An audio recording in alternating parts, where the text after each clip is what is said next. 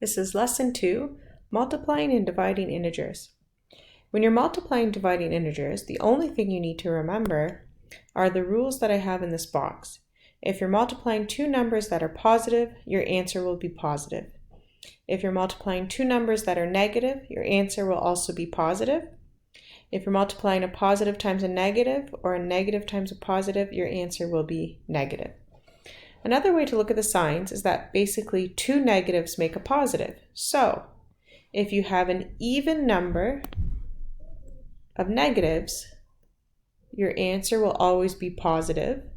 And if you have an odd number of negatives, your answer will always be negative. All right, so let's start with our first example. It says, first state whether the answer will be positive or negative, then evaluate. If you need to, you can use your calculator. So I see that I have two negatives. So two negatives, 2 is an even number. I know my answer is going to be positive. We also know from our rule up here that two negatives make a positive.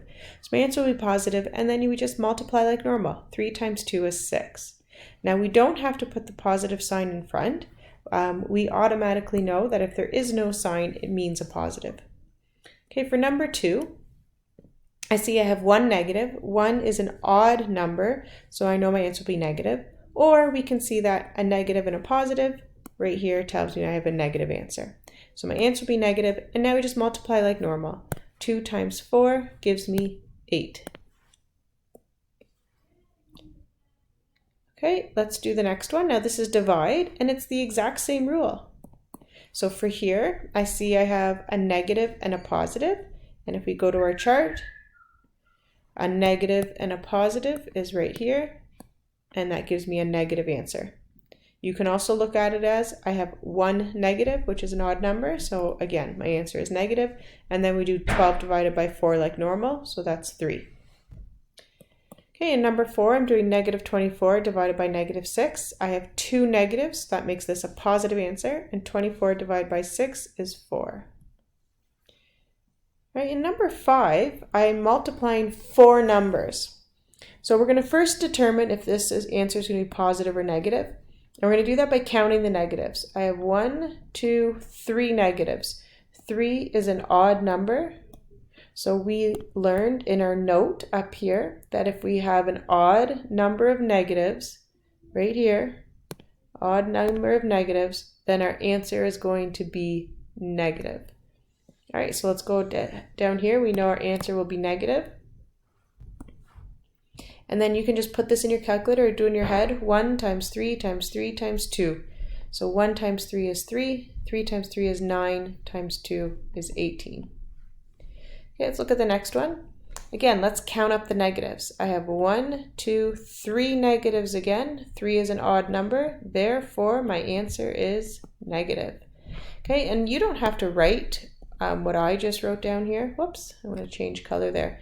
You don't have to write what I wrote down here. This is what I'm thinking in my head. Okay, if you were to, that's me right there thinking that.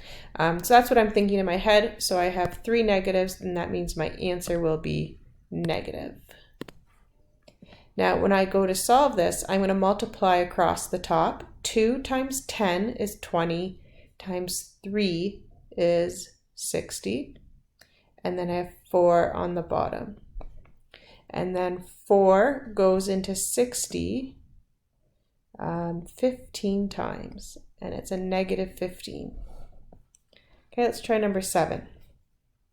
So here I'm going to count my negatives. 1, 2. So 2 is an even number, and that means that it is going to be positive. So again, you don't have to write that down. That's just what I'm thinking.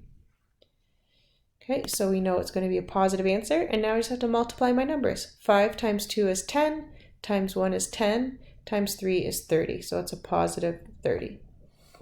All right, you try this on your own. Count up your negatives, decide, is this going to be a positive or a negative answer? Okay, so I'm assuming you counted 1, 2, 3.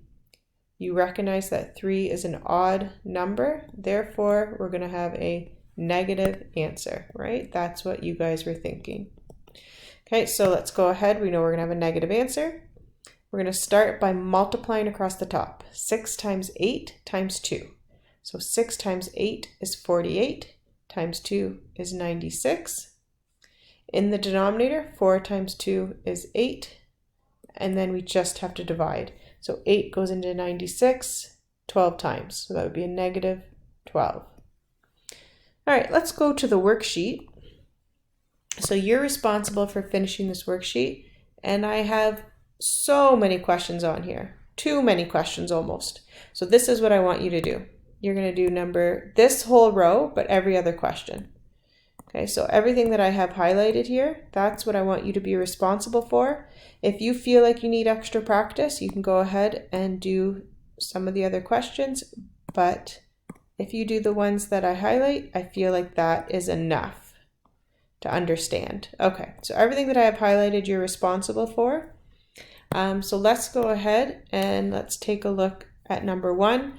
So you can either write the answer next to it, or you could go ahead and rewrite it on a lined piece of paper. And the other thing I want to point out is the answers are right here. So you can check your answers as you go. Okay, hopefully that's enough to help you with the worksheet. And if you have any problems, please let me know on Edsby.